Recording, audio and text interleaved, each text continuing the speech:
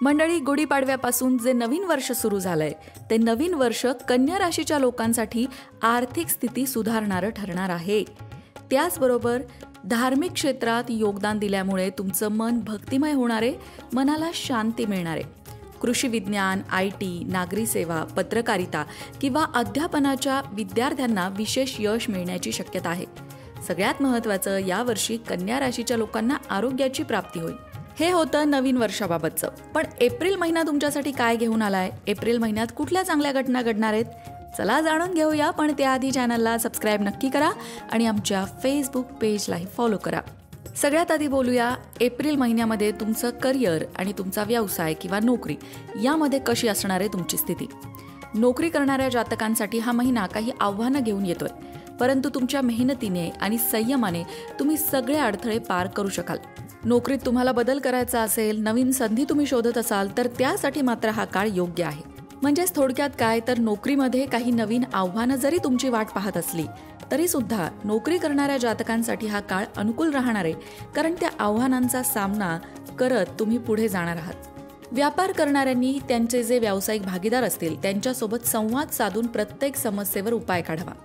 त्यामुळे तुम्हाला व्यापार पुढे नेता येईल. आता बोलूया आर्थिक स्थिती कशी असेल. आर्थिक दृष्टिकोनातून एप्रिल महिन्यामध्ये काही मोठ्या घटना कन्या राशीसाठी घडू शकतात, ज्यामुळे तुमची आर्थिक स्थिती सुधारू शकते. खर्चावर नियंत्रण मात्र तुम्हाला ठेवावं लागेल आणि गुंतवणूक करण्यापूर्वी 10 वेळा विचार करून मग गुंतवणूक करण्याचा सल्ला ज्योतिषशास्त्र एप्रिल महिन्यासाठी तुम्हाला देत आहे. आता बोलूया तुमच्या कौटुंबिक स्थितीबद्दल किंवा वैवाहिक जीवनाबद्दल. कौटुंबिक स्थितीबद्दल सांगायचं झालं तर कुटुंबात काही छोट्या मोठ्या गोष्टीवरनं थोडासा तणाव निर्माण होऊ शकतो, पण समस्या तुम्ही शांततेने हाताळल्या तर त्या दूर होऊ शकतात. वैवाहिक संबंधांमध्ये सुद्धा काही गोष्टींवरनं जोडीदारासोबत थोड्याशा कुरबुरी होऊ शकतात. एखाद्या मुद्द्यावर एकमत होत नाहीये असं वाटू शकतं, पण योग्य पद्धतीने संवाद साधल्यास त्या समस्येतून सुद्धा तुम्ही बाहेर येऊ शकाल.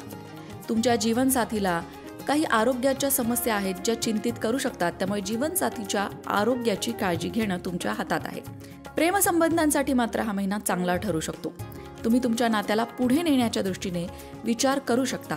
वैवाहिक बंधनात अडकण्याच्या दृष्टीने सुद्धा या महिन्यामध्ये विचार केला जाऊ शकतो. मंडळी, कन्या राशीच्या लोकांचा एक चांगला गुण म्हणजे यांच्याकडे उत्तम नियोजनाची कला असते. या कलेमुळेच यांची भविष्याची आखणी अगदी अचूक ठरते. हे लोक इव्हेंट मॅनेजमेंट तसंच खाद्य उद्योगात यशस्वी होताना दिसतात. उत्साही स्वभाव, रसिकता, त्यामुळे यांचे नियोजन कल्पक असते. हे लोक मूळचे खवय्ये असल्यामुळे ते दुसऱ्यांनाही चांगलं चुंगलं खाऊ घालण्यास उत्सुक असतात. अशा लोकांबरोबर मैत्री असणाऱ्या लोकांची कधीच आबाळ होत नाही त्या बाबतीत, असंच म्हणावं लागेल.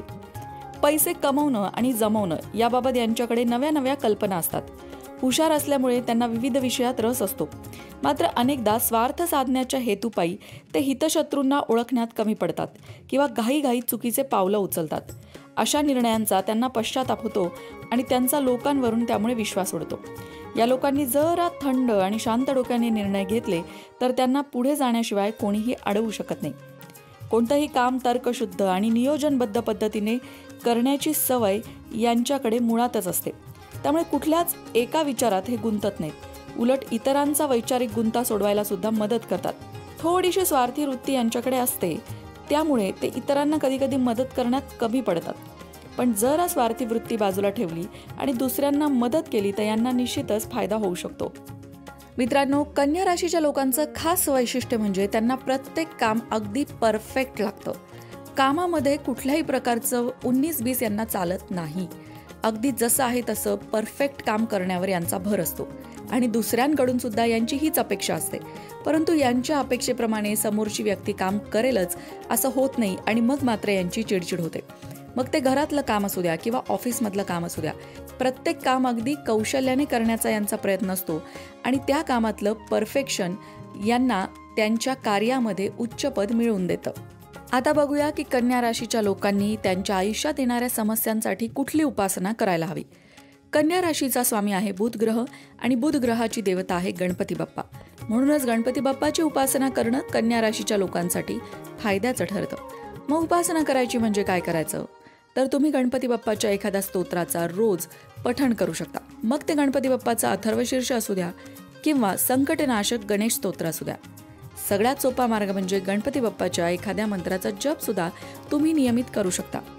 अगदी दिवसातले 5 मिनिटं काढून तुम्ही यापैकी कुठलीही एक गोष्ट केलीत तर तुमच्या जीवनातील सर्व विघ्न तो विघ्नहर्ता दूर करतो, यात कुठलीही शंका नाही. अशाच प्रकारच्या माहितीपूर्ण व्हिडिओंसाठी लोकमत भक्ती चॅनलला सबस्क्राईब करा आणि बेल आयकॉनवर सुद्धा क्लिक करा, म्हणजे आमच्या नवनवीन व्हिडिओचं नोटिफिकेशन तुम्हाला मिळत राहील. तसंच योग्य आध्यात्मिक मार्गदर्शनासाठी लोकमत भक्तीच्या फेसबुक पेजला फॉलो करायला विसरू नका.